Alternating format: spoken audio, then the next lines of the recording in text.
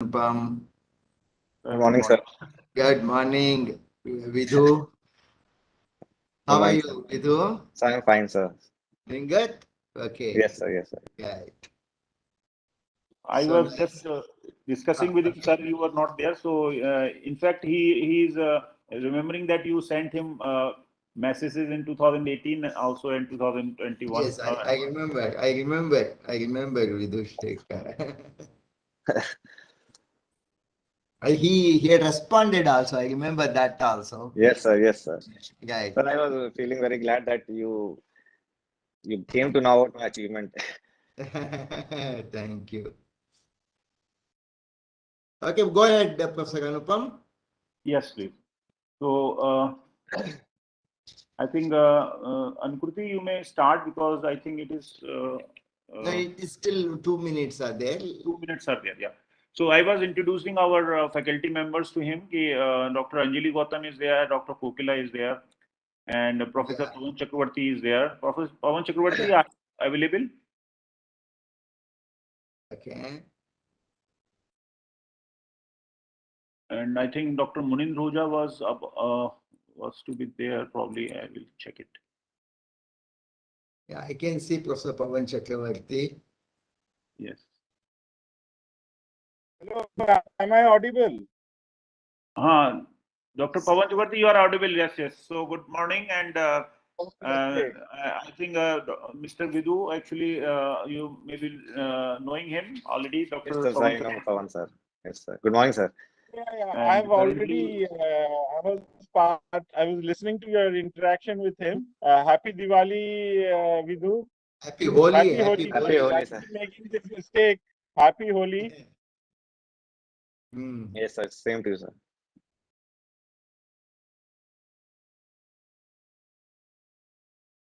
Vidhu, from which place Yes, sir. are you, Vidhu? Sir, Lucknow, sir. Oh, you're from Lucknow. Okay, good. Yes, sir. Good. So your school education was in Lucknow? Yes, sir. Sir, Lamatnia Boys College, sir. Okay, and then BTech in Allahabad. That's good. Yes, sir. So then Okay, we are as a software engineer and then full-time preparation and that's then good. IRS and IS. Hmm. Now, now you are already placed in some. Have they shown some place to you now after IAS? Sir, there is a cadre allocation, so I've been allocated West Bengal. West Bengal, okay, good. Yes, Not very far away. yes, yes, sir. Hmm. So, what are your parents, Vidhu? So my father is a director of a regional center for urban and environmental studies. So he's Okay, also from teaching line only. And my mother is a homemaker. And that's I have very a good. sister. She is an assistant professor of economics at Lucknow University. At Lucknow And University, good. and my brother-in-law is also an IS of Uttarakhand Okay. cadre Oh, okay. Mm-hmm. 20. So he was also one of the reasons why I was So more motivated. you were motivated. Okay, good, Yeah, good. yes, sir. Okay. So 2012 batch of IT here. So 12 to 16, yes, sir. 12 to 16. Okay. Oh, just before I left. I mean, just before I came. You left just before I came. Okay. 2016, but it was the convocation of 2017, isn't it? Sir, actually, the convocation was held in 2016 only, towards the Oh, end. okay. I think in Okay. September. Oh, okay. Mhm. Mm. Professor Anupam, you may now start the interaction, Professor Anupam. Yes, sir. Yes, sir. I think now it is the time. So I will just start, sir. Yes. Ankruti, actually, can you please start the interaction? With due permission, may I start, sir? Yes, please. Hello. Hello. You may start. Okay, sir. Thank you so much, Your voice is breaking, Anukriti. Anukriti, your voice is a breaking. very warm greeting to everyone.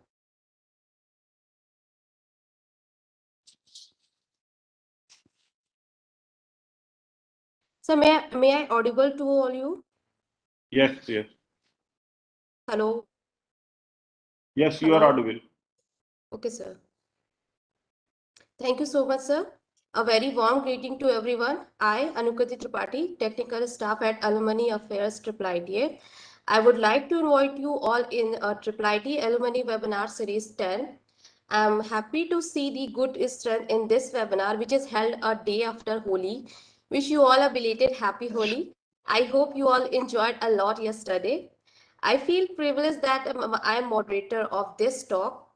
So now, being a moderator of this webinar, I would like to welcome our Honorable Chief Guest, Professor P. Nagabhushan, Director of IIITA, Professor Anupam Agrawal, Sir, Dean of Alumni Affairs, our panel member, Professor Pawan Chakravarti, Sir, Professor Dr. J. Kokila, Ma'am, Professor Radhika, Ma'am, Dr. Anjali, Ma'am, Dr. Navjot, Sir, and our presented faculty member, or our alumni and student. Last but not the least, I would like to welcome to our today's speaker, Ms. Vidhu Shekhar, IAS.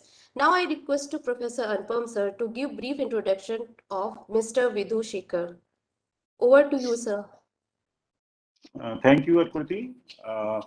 Good morning, everybody. Most respected Professor P. Nagabhushan, sir, and our speaker, Vidhu Shekhar, our distinguished faculty members present here, our alumni, our ASSIC team members. I welcome all of you and in this webinar.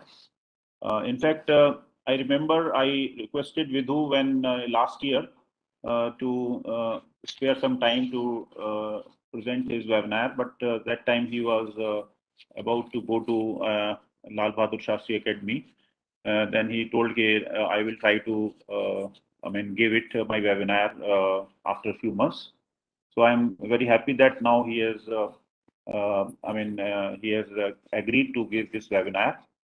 So, and now I would like to little brief about our activities. In fact, I am very grateful to our Honorable Director, sir, to initiate alumni activities, put his trust on me. And in fact, in last 1.5 years and 2 years, we have done a lot of activities started. Initially, we did one alumni meet in Bangalore, and because of pandemic, we could not do physical meet, but we organized one mega virtual alumni meet in last year during our foundation day. So, and it was a great success because we could connect with our alumni all over the world, and starting from first batch 1999. So it was very interesting, and in fact, our board of governor chairman also addressed all the faculty members, alumni, and other all the students, etc. So these things actually encouraged us, and now we are planning our, next alumni meet on the foundation day, incoming foundation day on 12th August. It will be, we are planning in its mixed mode, like it will be having all, we will invite all the alumni with their families, and those who cannot come, we will have some sessions with them to, virtually. So that is one of the things we are aiming for, and our newly formed team of student volunteers known as ASSIC. In fact, they are starting with the newsletter to report about various activities which our section is doing, and also achievements of our alumni time to time. So this will be, I think, some new feature we are adding, and we are planning to start, publish one first newsletter in April first week. And for that, I'm looking forward this Mr. Bagesh, our president of ASIC, he is taking initiative for, preparing first newsletter with the help of student volunteers. Other than that, actually, we are actually also working on formation of alumni association, formal, so that we have more organized activities.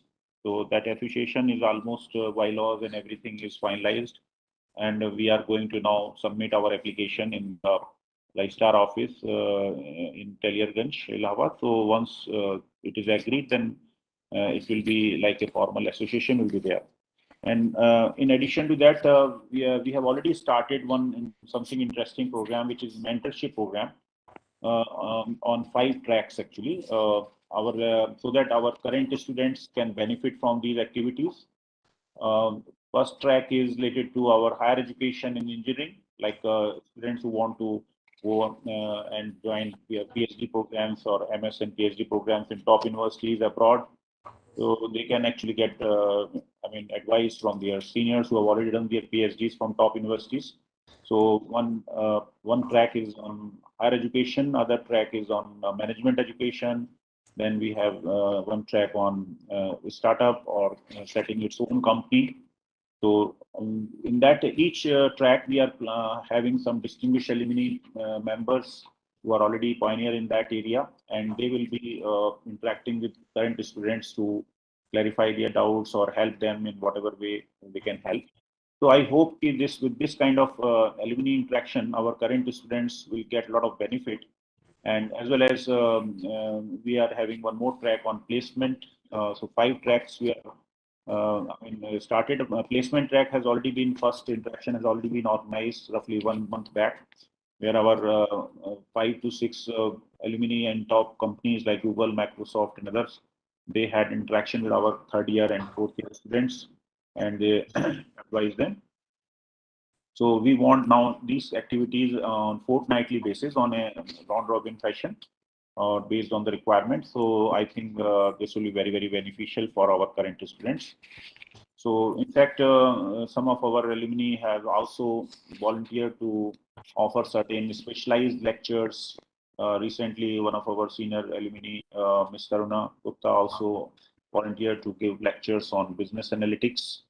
And from the industry perspective, I think that will be very useful for our BTech students, including our new course, BTech in Business Informatics. So such things actually we have already started many such programs. So I hope in addition to this webinar series, where this is our 10th actually out of these previous webinar series, and I'm very happy to now welcome Mr. Vidhu Shekhar. And I remember his presence in our campus during 2012 to 2016, and he has done his BTech during 2012 to 16. After that, he has been a software engineer at Paytm Noida, and subsequently he qualified this UPSC Civil Services exam in 2018, and he was allotted IRS cadre in income tax field, and subsequently he further qualified UPSC Civil Services exam in 2019 with the AIR 191, and finally in 2020 he secured a very good rank of 54, and he was allotted IAS cadre. So this is his achievements, and he has been actually interested in various co-curricular activities during his stay in IIT. He was participating in drama and games like football and others, and he was also having deep interest in competitive coding and other activities, and he participated in ACM Amritapuri regional competition. So he has a lot of initiatives he has taken, and I hope in future he will be in touch with with his alma mater for in some way to help current students, and also our alma mater by providing his some whatever way he can help our current students. So I am very thankful to him to actually agree my invitation and be available today for his webinar. So welcome, Vidhu, and now I will ask Anukulji to carry forward. Thank you, Vidhu. Thank you, sir. Thank you so much, Professor Anupam sir. We all have our own definition of success. And according to me, success is something if you feel respected by yourself while doing your job. So today's session is also about being successful, as our speaker qualified 3 times of UPSC exam to get desired position. So before proceeding further, I request to Mr. Vidhu Shekhar to say few words about today's talk. Over to you, sir. So I would like to extend my gratitude to Director Honorable Director Sir and Professor Anupam Agrawal for allowing me to address my alma mater. So I regret that I could not come in physical form to address the students, but Triple ITA has shaped me to become the person I am, and I am immensely grateful to the activities and the friends that I made there, and the perspectives I developed. And I, sometimes I feel a little disappointed that the representation of Triple ITA is not as high in civil services as compared to the other reputed institutes. So even if I am able to influence one person to make a career in civil services, then I think this lecture will be fruitful for me as well as for everyone. Thank you so much, sir. For making this session more interactive, I have few questions to ask.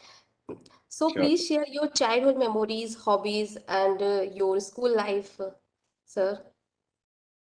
So I was born and brought up in Lucknow. So I did my schooling from Lamatnia Boys College, Lucknow. So most of my childhood was revolved around playing cricket, and I also played a lot of video games. And so I also had a deep interest in watching historical movies, and history was my favorite subject right from childhood. So that is also one of the reasons why I had this inclination of going towards social sciences, and civil services examination is the mother of all social sciences examinations. So that fomented during my childhood itself. And other hobbies included playing football, also watching movies, and hanging out with friends. So those are the routine things. And during college, and especially during NADT, I also developed an interest in playing table tennis, etc.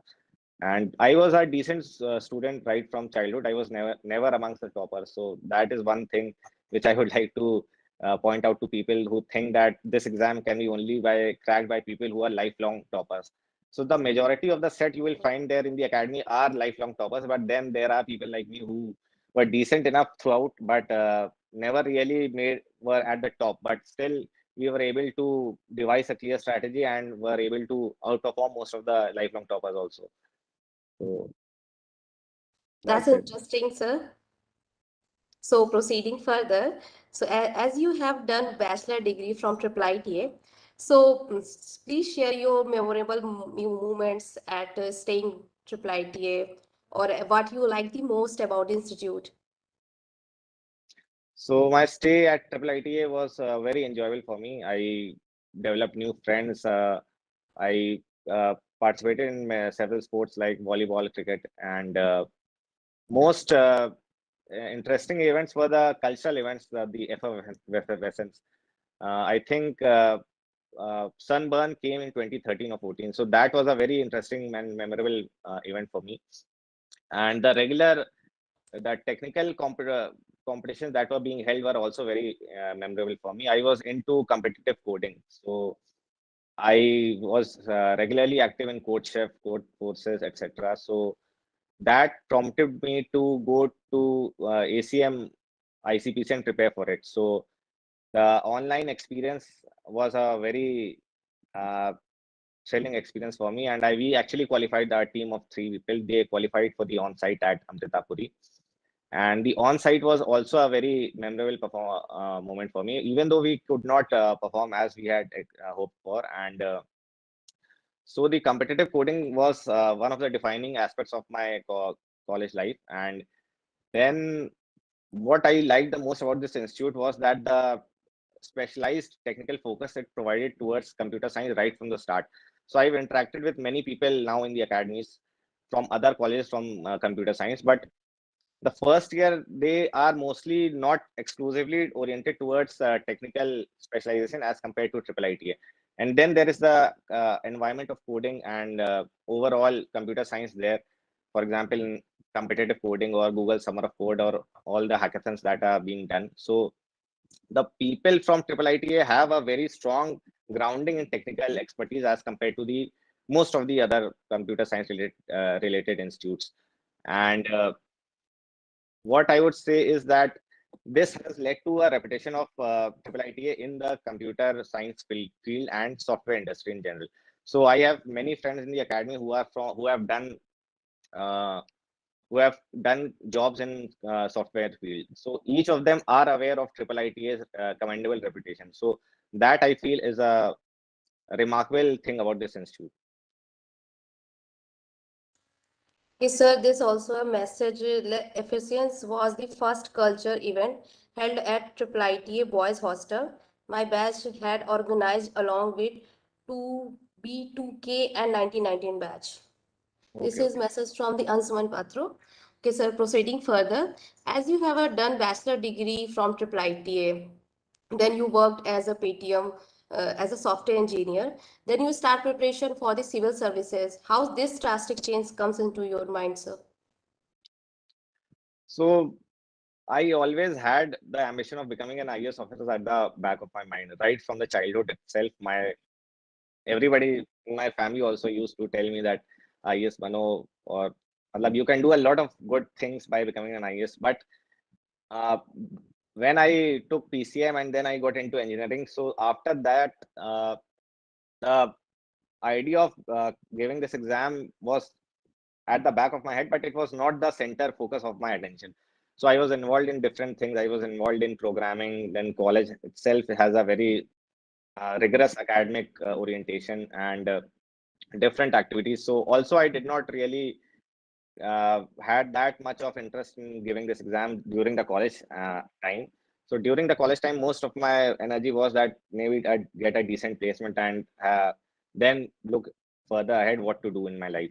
So I did decently well in my placement season. I got a job in the first month itself. So then I decided what to do next. So then I had a lot of time. So I thought that it's now time to revive the idea which I always had of giving this exam.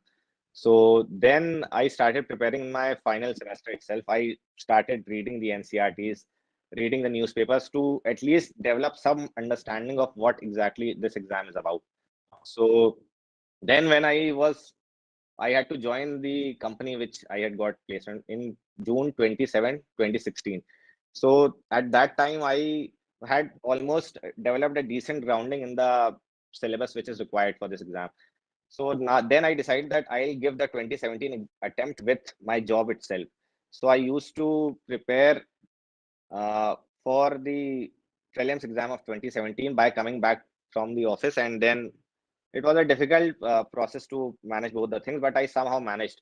So the reason I would like to elaborate that why I switched from computer software industry to civil services was that even though the pay is much better in private sector as compared, there is no doubt, but the work satisfaction that you can get in civil services, the opportunity to work for the government of India at a scale which cannot be matched by any private sector company, and the work satisfaction is immense.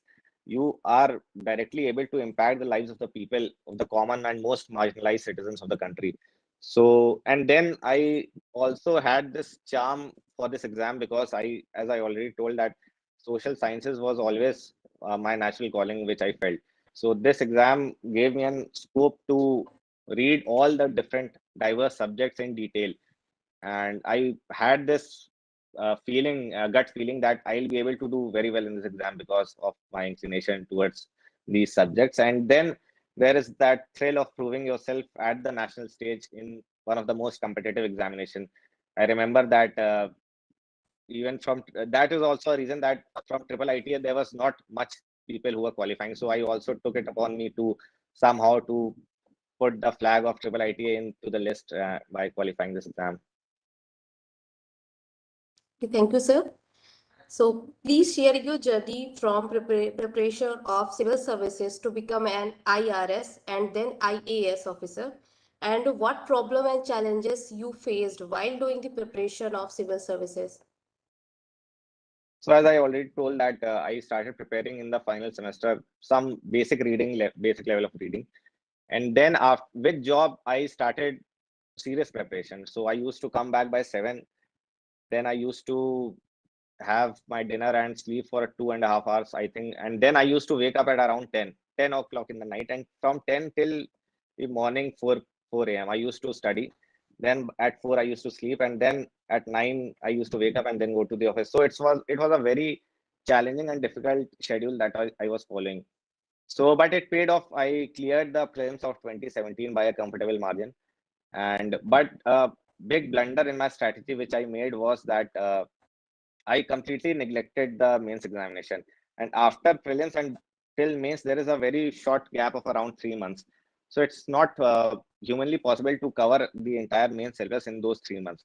So even though after the day I gave the prelims, I realized that I am clearing this prelims. And so I put in my resignation papers, and I tried to somehow manage mains examination within that short span of time, but I was not able to perform reasonably well in the mains 2017. And a major reason was that there is an optional paper in the mains examination. So I was not at all prepared for the optional paper. And I also did not realize that the mains requires a substantially different approach as compared to the prelims. In prelims, you have to mark the MCQs.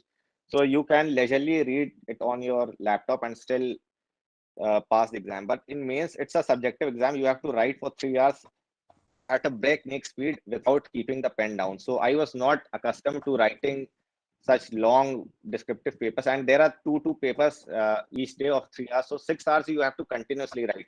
So I was not mentally prepared, and I was not actually able to perform decently well. And so I failed in the 2017 examination. So, but one positive thing was I exactly knew where I had performed poorly.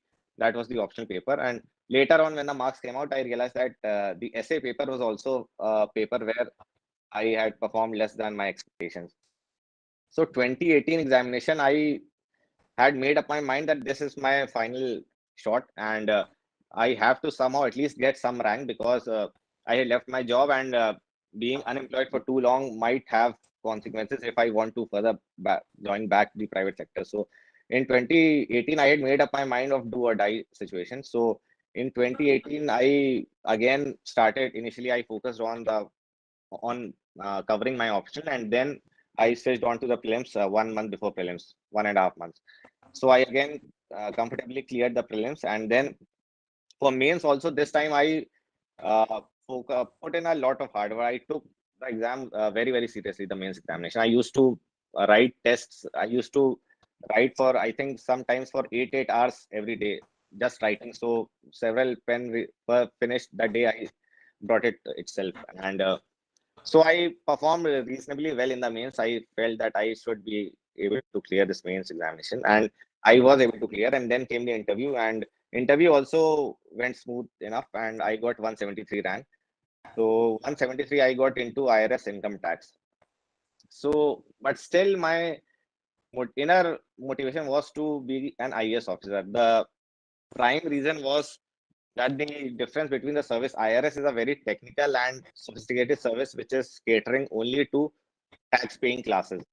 So it has orientation only with a specific specialization, whereas in IS you have a opportunity to directly make an impact into the lives of the common people. You are able to work across different spectrum of work profile. For example, health, education, land revenue, disaster management, law and order, everything you name it, and IAS is somehow or the other indirectly or directly related to it. So I always had this tendency to go, if I am being given a chance to attempt further, and I should give another try. So I again somehow gathered my motivation and decided to give another attempt of this examination. So 2019 examination, again I did pass the prelims without much difficulty. And in mains also, I decided to restructure my preparation, because in couple of GS papers I had scored really low. So those papers I decided to pay special focus. And so I somehow reoriented my strategy, and I felt that I am making up for whatever deficiencies I had in my last attempt. Again, I cleared the mains. Then I went to NADT and took an extraordinary leave for a year, because I felt that maybe if in this attempt also I'm not able to make, then at least I'll have one more short final attempt to give. So when I came back from NADT, then the interview results came and I was again qualified for the interview. So in the interview, this time the interview went really bad as compared to my last interview. So in the interview, it was actually there were a lot of questions on Allahabad itself. They even asked that in triple ITA there is a Nobel laureate conclave used to happen. So tell me the names of the Nobel laureates who have visited triple ITA. So I was not able to recall anyone. So that also made a poor impression on the board. And then it was a difficult factual interview also. So I performed poor. So I realized that this time also it's very difficult to improve my rank. But still, my mains marks were decent enough. So even though I performed relatively poorly in interview, but still I was able to get a 191 rank. So with that was a very difficult moment for me, even worse than the 2017 mains failure, because you have put in a entire worth of effort, then you even have got a rank, but still you do not have anything tangible to show for it. You are not allocated any service. And then what the worst thing is that you have to again prepare for the next attempt, knowing that you have qualified this exam twice itself. So then it was a very difficult moment for me to digest the 2019 interview, 2019 result. So then somehow I again gathered my motivation that I should, I have to give the last attempt as I have already taken the leave from the academy. So for the 2020 attempt, it was very difficult to again prepare for prelims, knowing that you are reading the same thing. Even though the randomness of prelims has increased to such a level that even though you might read everything, but still you might not find even a single question from those topics. But still, I had to uh, complete my checklist, which I have made for every prelims, and I again gave 2020 prelims. That was also another issue which was there in 2020 attempt, was that COVID was had completely changed the things upside down. So I had left my books and preparation from the day I had given the 2019 interview, then which was on 18 February 2020, and then the result came on 4th August 2020, and so the entire 6 month gap I was absolutely unaware of everything, and COVID had completely messed up things, and I was also involved in not studying. So then I had to pick up again the books, and so it was a mentally very difficult time for me. And then I again prepared and I again qualified the prelims. Then this time again, this was obviously the last time I had planned to give this exam. So 2020 mains examination, this time I restructured my approach to a lot extent. For example, earlier I was never used to make notes, or I used to directly read from the book because I had a sense of confidence when I read from the books as compared to making notes and all. But this time I made some micro notes for nearly many of the topics, especially the optional and even for some of the GS. So I made some micro notes knowing that I can revise that entire thing at the last night itself. So I had a very targeted approach this time as compared to the haphazard ones which I was following earlier. And so that restructuring of approach definitely worked for me this time, because that one GS3 paper was being a nemesis for me for the past 2 attempts. So I was amongst one of the toppers simply because this time I restructured my strategy to make some micro notes of every topic, which will help me at the last minute revision. So then when I gave the 2020 attempt, and while giving the attempt, I was reasonably sure that I will be amongst at least the top 30-40 people that are giving the mains. I had a decent amount of confidence in myself at this time.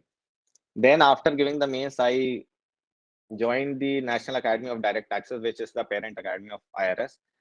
So that is a different experience in itself. So I then in the NADT Academy, I had a completely new exposure to a different sort of a surrounding as compared to my previous one.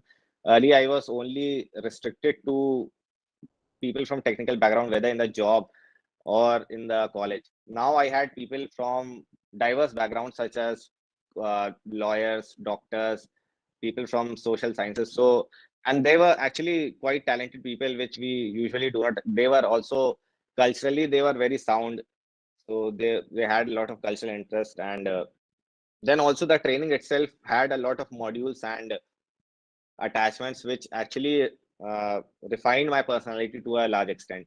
So, and it gave me a lot of exposure to different things which I had not previously experienced. For example, in the IRS training, there was the theoretical aspect which dealt with the income tax and the Black Money Act and Benami property, etc. And then there was the field attachment. For example, there was an attachment with the Intelligence Bureau.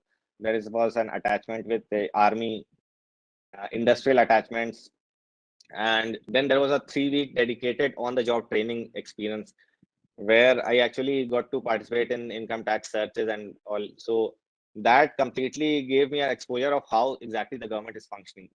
So, and then there were cultural performance, there were modules on public speaking, book review, etc. So an attempt was made to completely overhaul the personality of the individual who is coming into the services.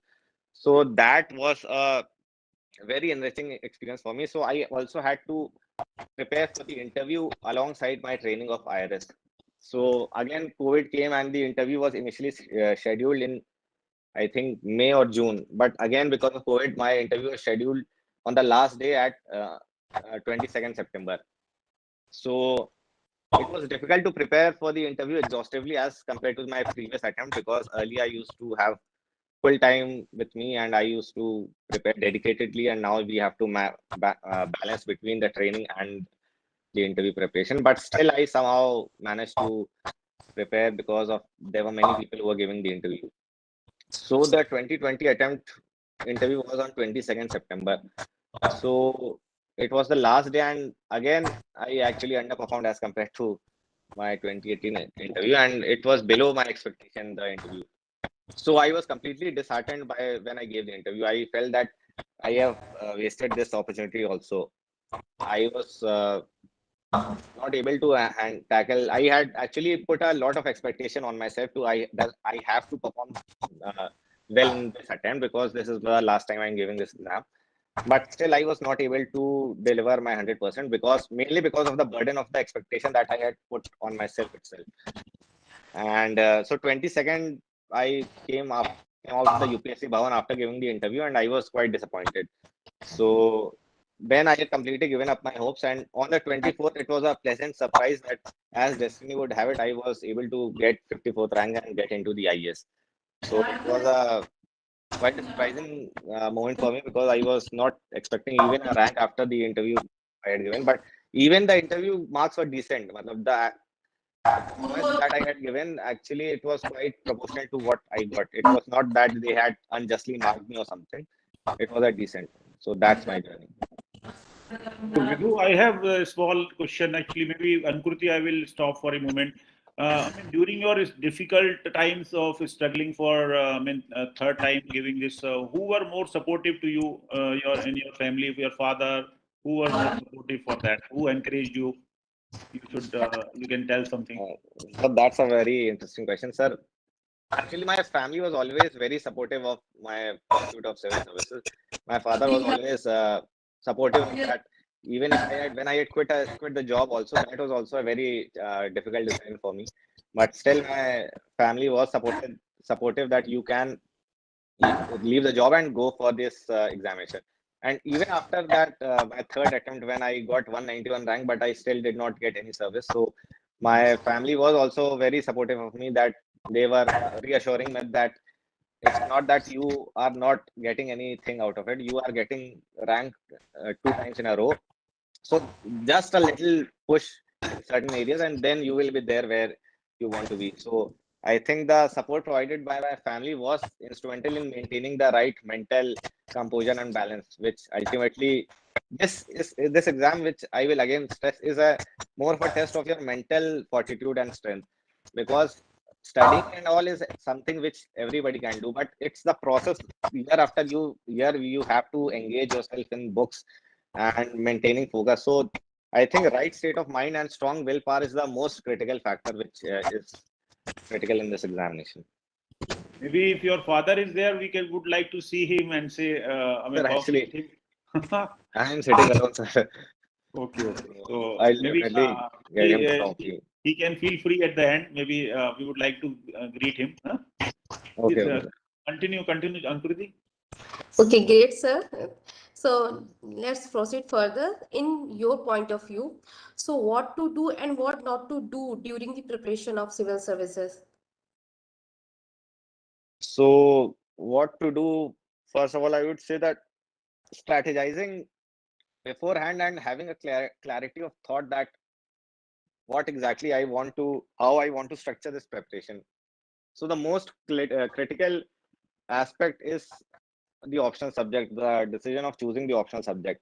So many people sometimes randomly choose option just because of the herd mentality that this option is performing well, and this is in vogue right now, that topper has taken this optional.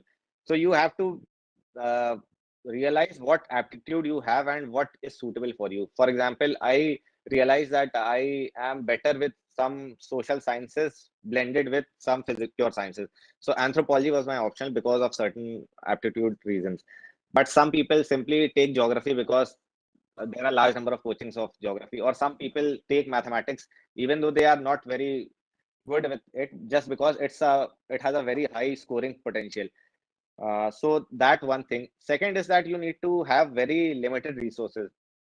So in this examination, there are a resource overload. So you will have n number of websites offering free content, then there are too many books. So I always had this clarity that I have confidence in my sources which I'm reading.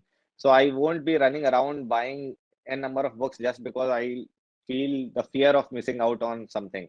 So having limited number of resources and reading them again and again, so that is very essential in putting things into your muscle memory. So this exam is also a very, to a very large extent, test of what you are able to retain. So memory plays a critical role, whatever people might say about smart study, etc. But you need to have things in your head because you will be juggling with huge number of facts, figures, opinions, data, case study, etc. So you will have to have a strong muscle memory in with all the subject, all the syllabus things. Then there is that to put short targets. So usually people get overwhelmed by the number of people competing for this examination, that 6 7 lakhs are giving this examination and only 700 800 seats are there, and for the IS even less. So don't daydream about, or also some people daydream that they'll become an IS and then they'll do this and that, IS, IPS, etc. So make short targets. I always did not think that what will happen if I don't qualify, or what will happen, how much I will be praised if I get into the services. So make short targets. I always had an incremental approach that in the mock test that I gave, I performed poorly in these areas and I performed decently in these areas. So my goal was to bridge the deficit areas, and so I always had an incremental approach where I was continuously evaluating what I had achieved and how to improve. So make short targets, weekly targets, or fortnightly targets, and uh, keep working on those areas. And don't be fret over things which you cannot control, that what will happen if I don't make it or something. Then always have the syllabus in mind. So for the prelims, UPSC has given only an indicative syllabus. There is no concrete syllabus as such, and everything under the sun can be asked, but it's not humanly possible to run after everything and studying everything in detail.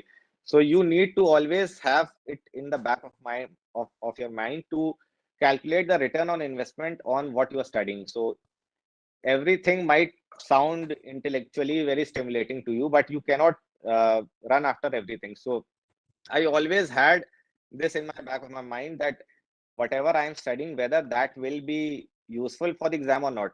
You do not have to become a Gyani, because there is a lot of time to uh, attain Gyan, and after you qualify the exam, you have to have a very targeted and systematic approach, because randomly reading things will, even though might give you intellectual satisfaction in group discussion with your friends, but it will ultimately cost you heavily. So for the interview, it's a different aspect. For interview, you have to go into detail and formulate opinions and discuss with your friends. But for prelims and mains, you have to have a very sorted and targeted approach to do reasonably well.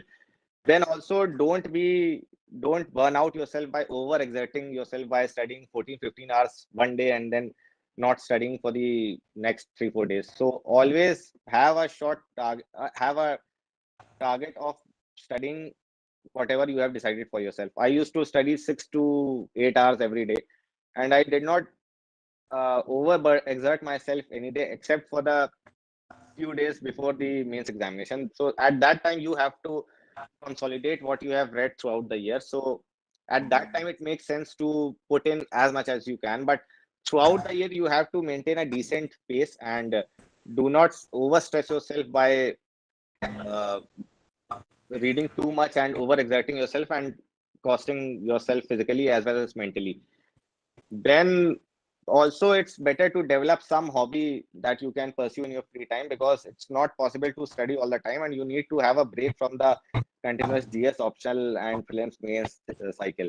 So I used to watch documentaries, movies, or you can go out for a walk or go to the gym or play some sports. Many people play guitar or some musical instruments. So anything which relaxes you, and this can actually also help in your interview, because in interview there is a detailed application form where you have to write your hobbies and interests also. So developing a hobby will pay off both by relieving you from the mental stress and also helping you in the interview. So these are the do's, and for the don'ts, as I've already told you that whatever I whatever the do's, you have to do the don't have to do the opposite of those. And for if you want to elaborate, I can elaborate on the stages wise. For the prelims, I would say that you should have a lot of breadth of knowledge. In prelims, they are asking completely out of the blue questions, which are now really the prelims is becoming the most difficult stage of this examination, because around 7 lakh people give this examination and around 10,000 qualified prelims. And there is only one deciding paper, that is the general studies paper. The CSAT is there, but that is not a big challenge for the engineering students. And so you have to extensively rely on the internet.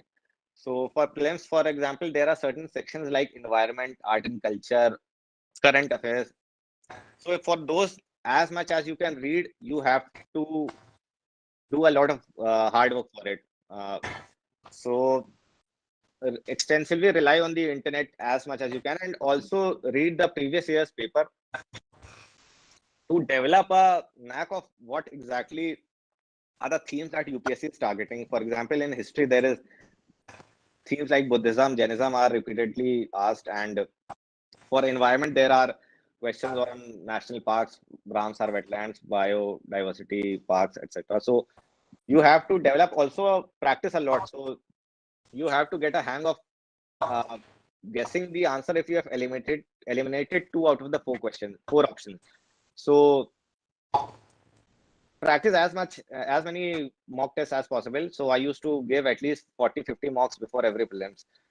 Then prelims, you have to uh, make calculated guesses, because even though there are 100 questions, but they are asking so difficult questions that even the most well-read and people who have given even 5+ years for this examination, they will also not be able to confidently say that more than 35 questions they are able to solve correctly. So you have to make calculated guesses, and so I had developed a knack of taking calculated guesses, and so I was able to clear the prelims all 4 times. But it's a very dicey stage to enter into, and so you have to give your all out effort for the prelims itself, because failure at the prelims is very demoralizing, because you have to wait for the next year, which again you will have to again face that same randomness. So prepare dedicatedly for the prelims. For the mains, the syllabus is the key. So for the mains, the syllabus, the UPSC has given a detailed syllabus. So make it as a guiding light for every bullet point that they have mentioned under every paper. Develop micro notes as to the as extent possible, and refer to a lot of resources, and develop your own micro notes by mixing together different sources. So the more novelty there is in your answer, the more likely you will be rewarded with decent marks, because in mains, most of the people, what they do is they follow certain compilation given out by certain coachings. So that I was also doing for the previous attempts, but then the the examiner is checking hundreds of copies every day, he will be mostly finding the same sort of answers written by every individual. So unless and until he finds something different, he won't be giving you more than average marks, and every mark counts in this mains examination because it's absolutely cutthroat competition. 90 marks is below average, 100 is decent, and 110 is amongst the toppers. So within a short band of 20-30 marks, the entire 10,000 people are being clustered into. So every mark you have to earn by putting in your blood and sweat, by preparing as much as you can. And also practice the previous year's question paper, because for the mains the themes are repeating sometimes. Especially for the optional paper, you will find that if this theme is being asked, then questions related to that theme only will be asked in at least 1 or 2 years itself. So there is certain amount of predictability in mains which is not there in the prelims. So, and then there is the interview. For the interview, there is no, I would say, dedicated preparation required. Even though you have to refine your personality. You cannot completely change your personality, but you can refine it. You can read more number of opinions, editorials by notable columnists, and you can also uh, give mock interviews, interact with your friends, try to cross verify your opinions. You have to maintain a balanced personality. So extreme opinions or such are very severely marked down by the UPSC, and they will reject you right away if you have any. So you have to ensure that you look like a bureaucrat who is not uh, partisan or is biased in any way. So for the interview, I think maintaining composure is also very important. You have to, because most of the people, they are continuously confined to their room for several years, and so the social interaction is greatly minimized while the preparation mode. So suddenly they have to go to the interview. They will be judged by five eminent people who are sitting there, who have 60 plus years of age and who have more experience than your age. So there will be a psychologist, there is eminent people, for example, even directors of IIM, IIT, then usually the chairman itself is a bureaucrat, retired IS or foreign service or IPS. So they are you cannot bluff in front of them. So they are very adept at understanding what exactly every word or your body language conveys. So you have to have conviction in what you say, and you have to have firm belief that whatever I am saying is what I feel about it. You cannot bluff and give a clear-cut opinion. Brevity is always rewarded, and leave rest to their destiny. So. And Kurti, you may ask some participant to ask questions. Yes, sir. Two questions are left there. Thank you so much, sir, for your feedback. So my next question is how you would like to connect yourself with Triple IT in future? So actually, I will be active in the group, whichever I am part of the alumni groups. And as sir was saying that we are Triple IT is trying to start a mentorship program. So if any student wants to connect to me or reach out to me in any way for my guidance in this examination, then I'll be gladly able to extend my help. And whenever there is any alumni meet or any event held where we can connect with the alumnus, then I'll be always glad to.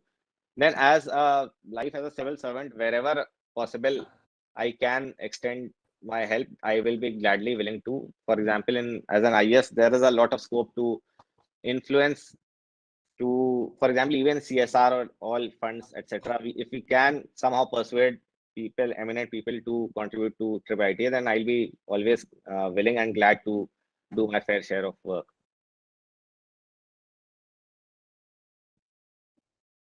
Okay, sir, there is so many questions Hello, from the Ankuti. attendee. Hello? There is, I think, some connection is stopped. No, sir, my connection is fine. Am I audible to, sir? Yes, yes. Hello? You are audible, ma'am. Go ahead, go ahead, go ahead. Okay, sir. So there is so many questions from the attendees. I read it one by one. So the first question is from Suraj Jha.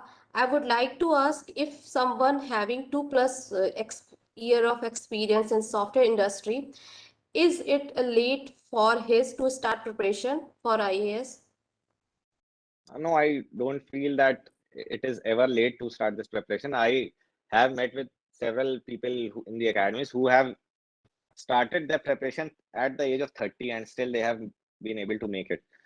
The issue is that after 2 years of work experience, now you are more accustomed to the life of a private sector individual where you might not be in the state of mind to put in 8 hours, 10 hours of study because you are disconnected with your academic background, and now you have to suddenly reorient by moving from coding to studying history, geography, art and culture, environment, etc. For 8-10 hours every day at a stretch for God knows when, because there cannot be any certainty that you will be getting into. So if you are able to uh, judge yourself correctly, and if you think you have the right mental grit and fortitude that you will be able to sustain this preparation for 1-2 years, at least 2 years, then you can take a call and quit your job and start preparing.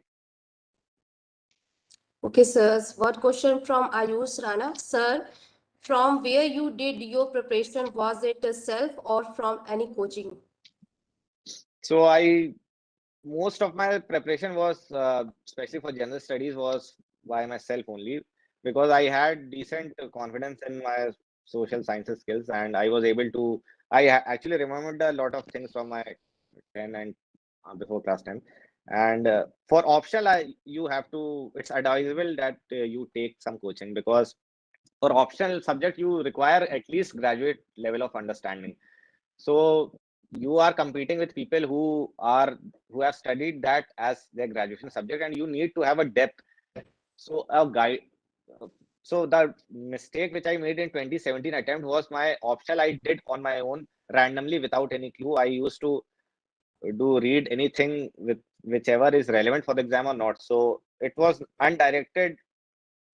My complete energy was undirected, and that did not have a direct correlation with the examination. That led to my failure. So after 2017 mains failure, I joined anthropology optional coaching. So even though it was more of a crash course of around 2 months, but still it provided a direction to me that in what direction I should actually structure my preparation. So, and getting answers checked by a person who has been doing the same thing for 30 plus years, that will definitely give a better perspective on your answer writing quality as compared to you judging yourself on your own without any guidance itself. So if it is a totally personal call whether to take a coaching or not. Many of my friends vouch for even coaching for GS from eminent institutions that they were completely out of touch. It provided them a solid backing. So if you feel that after, try to study the basic NCRTs of class 11, 12, even 9, 10, to see whether you are comfortable with studying those things or not. If you feel that you are having difficulty in absorbing things or you are not finding it interesting, then you should go for coaching. So one question from Aman Utkars. Sir, what do you recommend doing for developing a good speaking and writing skills for interview and papers? So first of all, I would say that interview is not the thing that should be in your mind if you are starting for preparation even just from the scratch, because interview is the last stage and prelims and mains are the things that you need to be targeting at, because they are the real challenges. But as the question pertains to developing speaking skills, then I would say that converse you with your friends and your family members by in English. If you feel that you are not as fluent as you should be, then try to open up, try to speak more, and try to read. For example, Rajya Sabha TV debates are very good. So I used to watch them. So articulation is something which can be developed by listening to more people and listening to eminent people. So in Rajya Sabha TV, I used to watch Big Picture and several other shows which had eminent bureaucrats and professionals from different industries. So you can refer to them. And for writing skills, the only way to improve it by writing more. There is no other way. Read uh, popular newspapers, the ones which are referred to by UPSC aspirants like Indian Express, Hindu, etc., and write more and more, and you get it evaluated by a third person. At least some third eye should go through your what you have written. So there will be a gradual refinement in the way you pack your content, the way you express yourself, the way you are able to communicate in a small, concise, and crisp manner. So the only way forward is to actually doing it by first hand. Okay, sir. So one interesting question from Anshuman Patro. Does your diagramical skill matter for mains? Do you use different color pens to highlight certain aspect in your answers? So for both the questions, the answer is no. Actually, I had very poor drawing skills. So many people are very good at making flow charts, showing diagrammatically what they want to express. But I only relied on my content because I realized that there is no point emulating others because I was not actually good. And if I try to make diagram, then I will be short of time because in mains, every second counts. Even a second, if you put down your pen, then you will be lagging behind different people. And the second question was about what was the second question? The second question is any you get, does you highlight any answers No, with the there is highlighted? absolutely no scope of putting down your pen in the mains paper. Underlining is very important. Underlining you have to do with your pen because the you have to write 3-4 pages of every question. There are 3-4 pages. You are packing it with your content itself. So you should answer present your answer in such a way that examiner, by just glancing at your answer copy, the key points stand out in front of his eyes. So underline or make, even you can go a step ahead and box it the critical words. So by doing these things you can actually improve your presentation, make subheadings. So break down your answer into, if you have different like social, economic, political aspects you are dividing, or pros and cons. So for every heading, you should highlight it and make it in a square box. So that will provide a structure and it will be easier for the examiner to read through your answer. So presentation, you should focus, but by running after diagrams or by changing colors of pen, I don't think it will really make a difference. Okay, sir. Thank you, sir. One question from Rituraj Singh. Sir, how can I start my preparation during my college life? I am a second year student, ECE. So I think second year is a little bit too early to start. Third year, it's because you don't want to be in a position where you start preparing for second year itself and you feel exhausted by the time you finish your fourth year and have to give the exam. So the ideal time for starting the preparation is at least 1.5 or 1 year before the you have to give the examination. So 1.5 year before. So I would say the end of the third year, that 2 months you get, that is the right time to at least develop some grounding of the examination syllabus. And so you should at least start reading the newspapers because we generally, the engineers are completely disconnected with the social sciences. So at least with the newspapers you get a hang of what exactly is going around the world, and start reading newspapers. I would recommend the Hindu, Indian Express, as it's a balanced newspaper where eminent scholars write. And then also make a decision about the optional which you have to choose. You have a lot of year time at your hand, so make a wise and informed decision that yes, this optional I will be able to read it for next 1 2 3 years, whatever it takes, and I'll be able to go deep into it. I enjoy reading this subject because in optional your interest matters a lot. In GS you have to read a lot of things, but you do not need to go into that extra level of detail which is required for the option subject. So make a conscious choice about the option you want to choose, and then read the basic NCRTs. And then after the fourth year or in the last semester itself, whichever suits you, you can go full-fledged by putting in as the required number of hours as possible. And I think if you have an option of taking job versus not sitting for placement, then I would advise you to sit for placement, because for 1 year you can the way I did, for 1 year I was in job also. I got an exposure of IT industry, and Triple ITA is one of the few colleges where you actually have a lot of scope for good placement opportunities, which is not there in majority of the private and rest of the colleges. So if you find a good enough job, then you should take it for at least for a year. You can come back home and continue preparation, and then that is what I did, and it worked out for me, and actually it gives you a sense of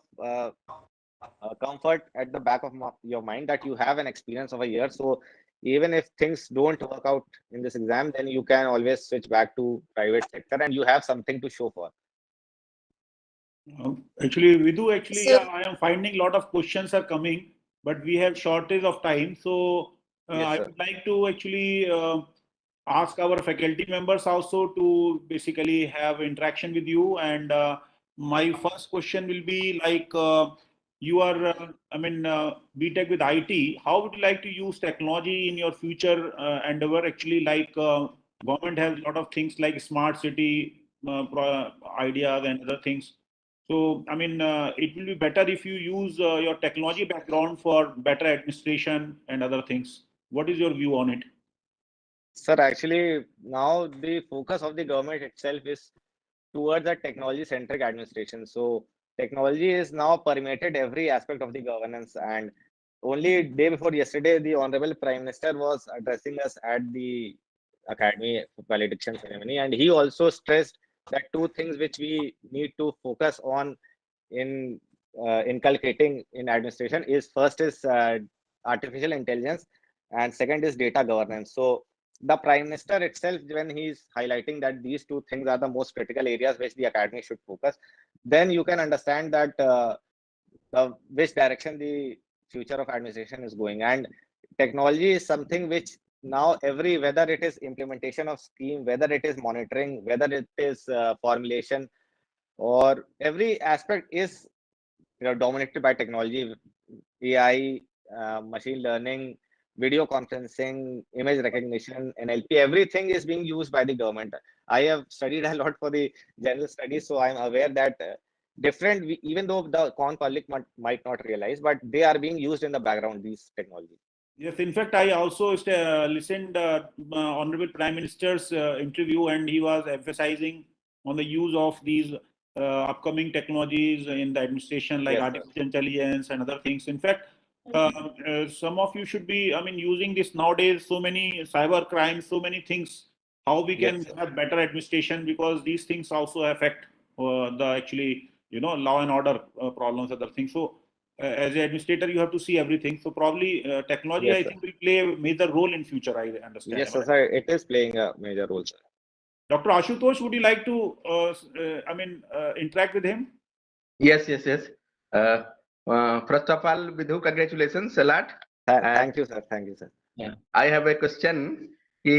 Now the government has started lateral entry at secretary level or joint secretary level in central secretariats. Do you think? What do you think about this?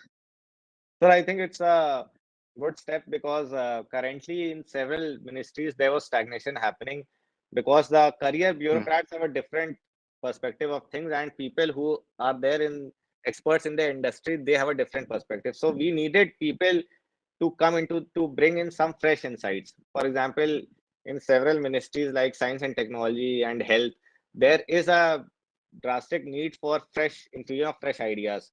So I think lateral entry being done by the government is a commendable step, which will bring fruits in the work culture of the departments, and also I think it will also infuse competition that was not there because as a career bureaucrat, your promotions are fixed.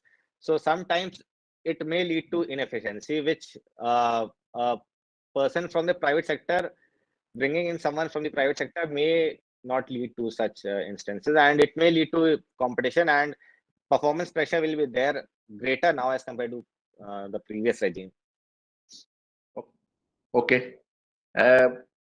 Another question is that many engineering students, it has been seen since last 1 decade that engineering graduates are selecting for optional subjects like Hindi, geography, now, but they are not selecting their own subjects like electrical, mechanical, civil. and it has been found by selecting other subjects, they are becoming successful also. So what is difficulty in selecting engineering subjects as an optional subject? So one reason which I have found after interacting with many students who did not take their subject of their graduation was that the engineering subjects are more difficult to prepare as compared to the social sciences subject, because you have to prepare the entire 4 year worth of each semester subjects for Hmm. that one day, and the level of questions that are being asked by UPSC for engineering subjects or even for physics, maths, etc., are quite difficult as compared to what they face in college. So the people who are preparing for engineering service examination or gate examination, they might find it more feasible to take engineering subject for the civil service examination also. But for most of the people, and also one more reason is that there is no overlap of engineering subjects with the general studies syllabus. For example, if a person is taking history as an optional, then he will have it overlapping with a large section of GS1. He will also General, find it certain the anecdotes useful for the essay paper. He might also quote it in certain questions of ethics in GS4, ethics integrity aptitudes. So these are the two reasons which I find are the reasons. okay, mine is okay. Okay, Vidu, actually, just one thing I would like to know. I mean, right now, a lot of our students are having a lot of questions in their mind, and our honorable director sir has started something very innovative in past 5 years. Like we have now new ordinance which is based on continuous learning, LTP based module. And in fact, we have now certain certain concept of add-on courses. So I think with the interest I am finding in students, can we offer a 2 credit add-on course related to this administrative services, some guidance where some of our I mean senior alumni who are in administrative services, they can spare their time and I mean, to run this 2 credit add-on course where actually they may give the lectures and there will be some associated staff here who can take their exams and other things. So, is it? I mean, do you think is it I mean, possible because earlier with the earlier alumni webinars, such things we have found in technical point. I mean, add-on courses point of view. So if you feel if it is feasible, then I can work on it. I can ask our Dr. Ranjit Singh to look into the possibility of loading one add-on course related to preparation of these administrative services or what qualities a student should develop from the very beginning to appear in that. Is it feasible? Can you give some remark? Sir, actually, I'm not sure how it will be converted into a course format where you will gain 2 credits. I think what is more will be more applicable is that people who are in the services like me and other people, they can come and they will deliver guidance to the students on as to how prepare. For the extra elective subject, I would suggest that certain humanities subjects could be offered as they are being done in IITs like Delhi, Kanpur, where you have sociology, philosophy, psychology electives being offered to the students. So that is Okay. not exactly only limited to civil services preparation, because such subjects refine your thinking in a different way, which purely technical orientation will not be having a person with pure technical orientation. So I think such electives could be offered, and I think people from the services, they can come and guide the students who are interested in getting into the services. Yes, because our these add-on, I mean, electives, these are actually add-on courses. They are not always technical. They may be on foreign languages, they may be on yoga, they may be on swimming. Such kind of flexibility is there. So I Yes, sir. was just thinking, I mean, if based on our advice, we may think about floating some more humanities-based courses where Yes, actually. sir. So humanities-based courses is something which I will recommend. I remember that economics was there and behavioral management or something was there when I was there in college. But I think we should broaden the basket that is being offered to the students. So because even the government's focus in the new education policy is to bring in multidisciplinary learning Yes, yes. by cutting across different silos and to develop, giving a holistic overview of subject. So I think. So I will take some more inputs with you, and probably with that help, we will float few more add-ons in future. Okay. So I will Definitely, request definitely. other faculty members to now have some. They are here. Actually, they may also back with Vidhu. Actually, our other faculty, Navjot is there, and Dr. Pavan Chakravarti is there. So please feel free to interact.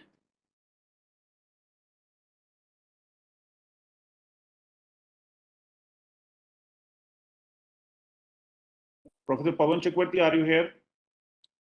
Because he is our IT department alumnus. Probably you may be the right person to involve in some good activities of the department. Am I audible, Dr. Pavan Chakravarti? Maybe, I mean, Dr. Navjot, you are here. Dr. Navajoti, please, Dr. Kokila, you may please ask your any queries or advice. Actually, How there are he a lot can. of questions that are being sent to me privately, private messages. So Okay.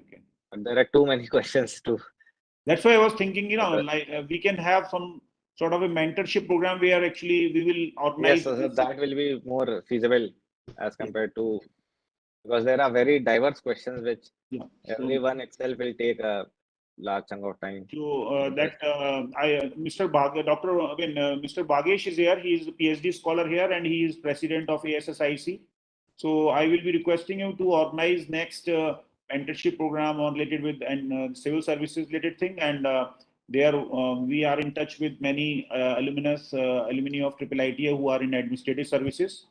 So probably they may come together, 4-5 such alumni, and they can clarify their doubts in the interaction program in future. So Bagesh, you may plan actually in near future. Can you open your video, Bagesh? Yes, sir. Yeah, he Yes. is. Thank you so much, sir. Thank you so much. Yeah. So you may involve Vidhu and other alumni who are in administrative services, है ना? When plan Yes, sir. such We mentorship will sure do it, sir. near future. Okay, So sir. Ankurti, you may proceed. Thank you, sir.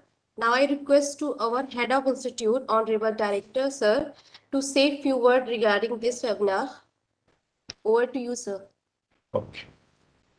Thank you, Anukriti, and thank you, Professor Anupam, for maintaining a very, very wonderful and lively interaction with Mr. Vidhu. Mr. Vidhu, good afternoon, and good afternoon to all of you. Good afternoon to all the listeners over here. At the outset, I should congratulate Mr. Vidhu for his clarity in thinking, for his clear-cut, targeted answers for the questions and for the approaches. I'm very sure Vidhu must have already seen the pros and cons of the selection process of our administrative officers. I'm very sure when he mentioned that it requires the right state of mind, it requires the mental robustness. These examinations require the right state of mind and mental robustness. I'm very sure when he mentioned that, he also must have understood, must have experienced that this is not the way to test the right state of mind. This is not the way to test the mental robustness of a candidate. He should have realized that, although just as a very young IAS officer may not love to express it so seriously as I am doing it right now. So I'm sure Vidhu, as a young IAS officer, should develop this orientation also, that it is not just to please somebody else that we have got to work. It is necessary that we have got to please our own consciousness. Therefore, it is necessary that we should learn to express whatever we feel it right, whether people listen to it or not, because one day when you are at the helm of affairs, you can definitely bring lot of changes, and what is required is lot of changes. In fact, let us look at the counterparts, the Defense Academy. When Defense Academy can have NDA, which is immediately after, almost after your +2 level, immediately after high school level or +2 level, why should not administrative academy be thought of on the similar line? This is one question which somebody has got to seriously think. It is not necessary that all 100% of the positions of the administration should be filled up through a similar approach like NDA, National Administrative Academy, NAA, but it is necessary a part of them should be filled up from that approach also, because the orienting the youngsters and catching them at the right young point is also most important, which in Government of India should seriously think. I'm sure young people like Vidhu should always seriously think about their whole experience. It is not just enough that one has become an IAS officer. I really, I can see the cutthroat competition over there. But this cutthroat competition, I'm very sure, does not mean that they all of them have got real academic administrative aptitude. And in fact, what is very necessary is to find out the people who have the aptitude rather than the people who develop the aptitude later. It is necessary who have got the intrinsic aptitude towards administration, towards serving the people. In fact, I loved Mr. Vidhu when he mentioned that why he wanted to be an IAS officer is to participate directly, remain directly in contact with India, remain directly to be able to contribute to India, contribute to Commonwealth. These are the things which have got to come intrinsically. They cannot be picked up by some hearsay. They cannot be picked up to please somebody else, but it has got to happen from the, I really loved Vidhu when he mentioned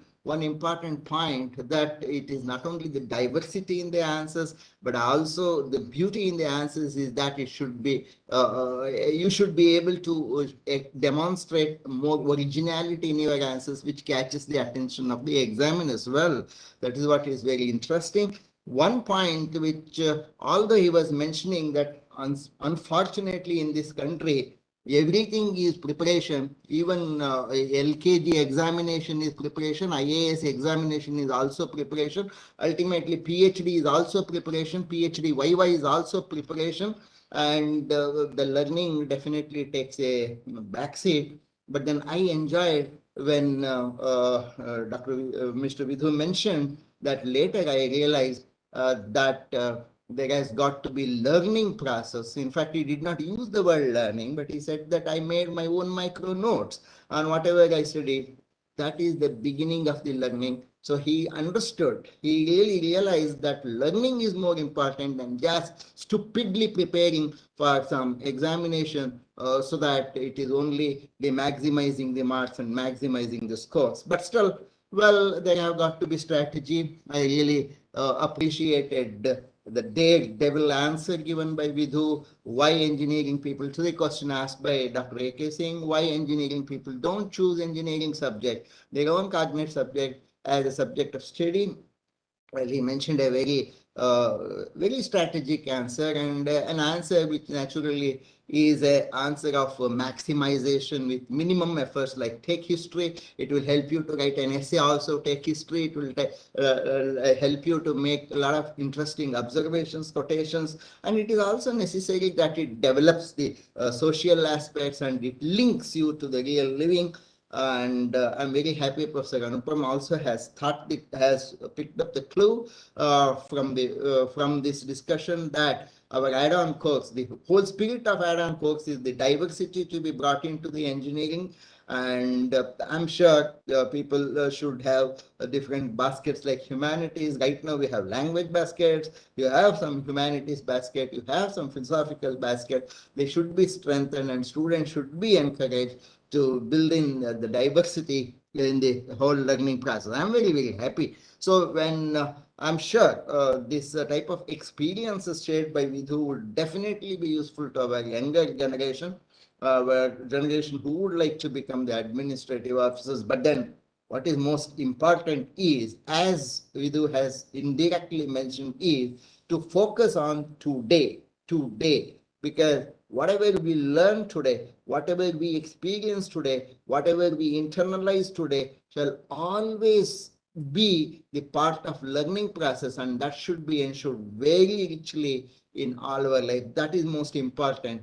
Living in the past does not help. In fact, Vidhu mentioned it very carefully, very interestingly, that there were enough failures, there were enough setbacks, there were enough reasons for him to feel bad about his previous performance, but then he still moved on, because the past is not in our hand, yesterday is not in our hand, but the experience of yesterday, the learning of whatever yesterday has got to do, the learning that we have got to do has already been inculcated into us. Therefore, today is important. But then Vidhu also mentioned very carefully that overburdening yourself with lot of expectation on yourself, in other words, overburdening yourself on the expectations of tomorrow should not also be done. You should also remain very, very balanced.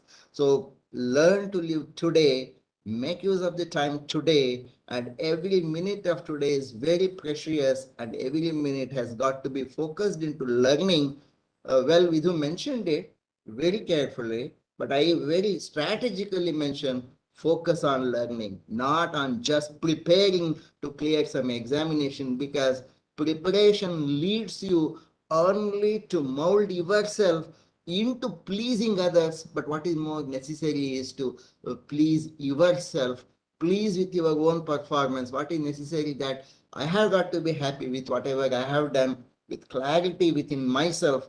And that's what makes an officer, that's what makes an administrative officer a different and a quality administrative officer, different from a routine administrative officer. After hearing to the interactions carried out, I'm very confident IIIT Allahabad shall be proud to have one eminent officer in the days to come. I'm very happy Dr. Vidhu carries forward his own commitment, his own ideas, his own orientation in whatever the thinking he has got. Repeatedly, I'm just seeing that Vidhu's name is getting prefixed with doctor. I'm sure he should take it very seriously. That's very necessary. And as already Professor Anupam has hinted and has already pointed out, that his domain of information technology should play a vital role, and he has also accepted that Honorable Prime Minister's focus is also on that. For that matter, it is the focus of entire India that the domain of administration should become more technology driven. I'm sure people like Vidhu would be more contributory. More than contributory, people like Vidhu who carry that the flag of domainship in information technology and computer science should become not merely the contributors to the technology, but should become the innovators and original idea creators. And these innovators and original idea creators can become possible if they can put their focus on to thinking originally on anything, not for the next 5 years, but beyond 5 years. Then it will definitely become a good PhD thesis. Also, I'm sure IIIT Allahabad has already got a provision for such bright candidates to write their own PhD thesis and submit. And I'm sure Vidhu should make use of this opportunity also. And in the time to come, he should not only be just with a postfix IAS, he should also have a PhD. Dr. Vidhu, which should make a big difference, not only to himself, but also to the nation, which deserves to have young people like Dr. Vidhu, who are very clear, who have their own clear vision, and they should come out with the mission to realize their own vision. But then, Vidhu, you should remember that it is not just telling how to pass a IAS examination. It is not just to become an IAS officer, but you should also come out very categorically and tell this is how the IAS, IAS candidate should be chosen. This is how they have got to be selected. This is not, perhaps this is one of the ways, but this is not always the best way for all IAS cadres, for all IAS activities. We should come out with that. I wish all our administrative officers in India, if they can come out with their original expression, I'm very sure India would be far, far aheading than what it has been doing now. I'm very happy that I was able to listen to Vidhu with great concern and with great focus. I'm also uh, uh, I'm also going to miss hearing the our alumni later, because I'm sure Vidhu left this institution before I joined, and Vidhu was able to meet me before I'm leaving the institution now. So I'm about to leave the institution, therefore I would definitely be missing. But then whatever has been thought of this lecture series and seeking the benefits of the lecture series as thought of and as it has been implemented by Professor Anupam should continue. I congratulate Professor Anupam for identifying the right, right diamonds for these discussion activities. Thank you very much, and thanks, and Vidhu, a lot of congratulations, a lot of best time, a long innings to play, and I want your innings should be very original innings. I'm very confident, having listened to you, I'm very confident that you are one person who would surely express yourself. You are one person, I'm very sure that you will not be worried just to play somebody. You are one person, you would make it very clear what is there in your mind. Oh, India needs such younger, stronger, committed people. All the best. Thank you very much. Thank you, sir. Thank you very much.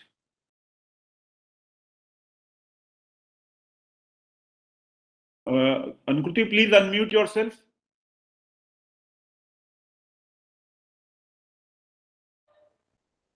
Now, am I audible to you, sir? Yeah. Thank you so much, Honorable Director, sir. Now I request to Mr. Bhagesh Kumar, President of ASSIC, to do vote of thanks. Over to you, Bhagesh. Ji ma'am. Thank you so much, ma'am. And thank you so much, Honorable Dean of Alumni Affairs, Professor Anupam Agrawal, sir, for allowing me to deliver the vote of thanks and initiating this glorious tradition of reuniting the institute with its alumni. And we are also extremely grateful to our Honorable Director, Professor P. Nagabhushan, sir, for gracing us with his presence and for encouraging us to strive to be better. And I would like to also express our special thanks to special guest for today, Mr. Vibhu Sekhar sir, who join us today to share his experience and wisdom and guide the path of all future generation who might want to follow in his footsteps. And I would also like to extend my gratitude to the respected HOD IT, Professor Pawan Chakravarti sir, and faculty member Dr. Kokila ma'am, and Dr. Asutosh sir, and Navjyoti sir, and Navjot sir, and Anjali Gautam ma'am, and student representative of the alumni teams and staffs for this program. And it has been my privilege to deliver this vote of thanks to those who have worked hard to make this webinar successful. Now I would like to invite Dean Alumni Professor Anupam Agrawal sir to speak something. Sir, over to you. Yeah, Bhagesh, thank you. In fact, you have already communicated. Thanks to everybody. In fact, I would like to also thank our networks and maintenance team to actually provide their, interrupt-free internet services. So thank you, Dr. Venkateshan and his team. And as our Honorable Director, sir, is completing his 5 years terms, and he will be leaving in April first week. So actually, I wish his blessings in future also, so that we continue this new, ideas and new activities, and in future also, I need his blessings. So we all of us need his blessings. And just I would like to invite all of you. We have in the evening 6:30 a session to to conduct this virtual farewell. So I request all the teachers and ASSIC members to be there. And if Vidhu can find some time in the evening, 6:30, he can also be present. We have a short program of approximately half an hour, virtual farewell to Honorable Director Sir. So I invite all of you in that. So thank you, Director Sir. Thank you so much for encouraging us and being part of this webinar. And thank you, Vidhu, actually for joining and for giving your valuable time and enlightening our current students who may be inspired by you and do something in that area. So thank you, everybody. Thank you, everybody. Thank you, Ankriti, and thank you, my alumni, staff member Santosh. So thank you, all of you. Thank you, Director Sir. Thank you. Thank you. All the best. Thank you. All the best, Vidhu. Thank you, sir. Thank you. Thank you, sir. Thank you. Well done, Anupam, Anukruti, and Bhagesh. Good. Thank you, sir. Thank you so much, sir. Thank you, Thank Guru sir. Thank you, everybody. Thank you. Thank you, sir.